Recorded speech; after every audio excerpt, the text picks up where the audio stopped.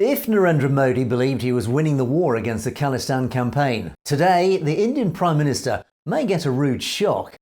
In a defiant address, Sikhs for Justice leader Gurpatwant Singh Pannun has announced that voter registration for a referendum on Khalistan will open in India on the 26th of January.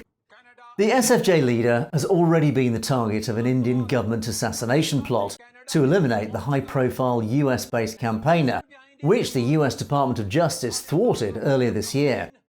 In their investigation, US law enforcement agencies uncovered evidence of high-ranking Indian government officials attempting through a proxy to hire a hitman to assassinate Pannun. This was also linked to the Indian government's operation that successfully assassinated another Khalistan campaigner, Hardeep Singh Nijjar, in Canada. So, as increasing evidence emerges of the Indian BJP trying to quell the growing Khalistan movement through violence and extrajudicial killing of its leaders, euphemistically termed transnational repression, the movement has now reacted with a deeply defiant response. In a video released yesterday, Pannun referred to the escalation of threats to the Sikh community from Hindutva forces who are calling for a repeat of the 1984 Sikh genocide. Reminding viewers of the history of the Indian government turning Punjab into killing fields, he referred to the recent killing of Nijjar and the threat on his own life, accusing India of extending its current reign of terror into Canada and the US. In his statement, Pannun made it clear that India's violent actions were an attempt to prevent the growing Khalistan movement gaining further momentum, and particularly to prevent the Khalistan referendum from continuing. The referendum has been rolled out across several diaspora countries over recent months, attracting hundreds of thousands of voters and proving to be extremely popular, much to the concern of Narendra Modi.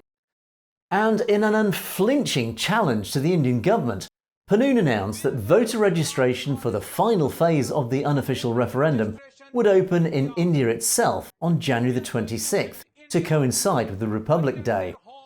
But in an ominous statement, the SFJ leader warned that he predicted further violence and terror would be unleashed on the Sikh community within India, once again as they attempted to exercise their democratic right to self-determination. As a result, he called for Sikhs in India to ready themselves for the attacks by arming themselves in self-defence, a policy that reflected the defensive nature of Bhindranwale's courageous stance against Indian government aggression in the 1980s. Defending his call to arms, Pannun stated that it was a globally established principle of law that everyone has a right to repel an attack or imminent threat of attack directed against oneself or his family and property. This bold challenge by the SFJ leader has thrown the gauntlet down to the Indian government, who have labelled Pannun a terrorist. As the leader of the world's largest so-called democracy, Narendra Modi will now be judged by his response.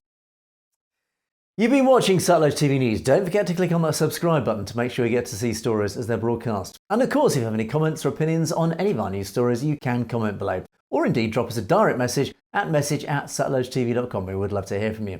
In the meantime, thanks for watching for Satluj TV News. I'm Angus Scott in London.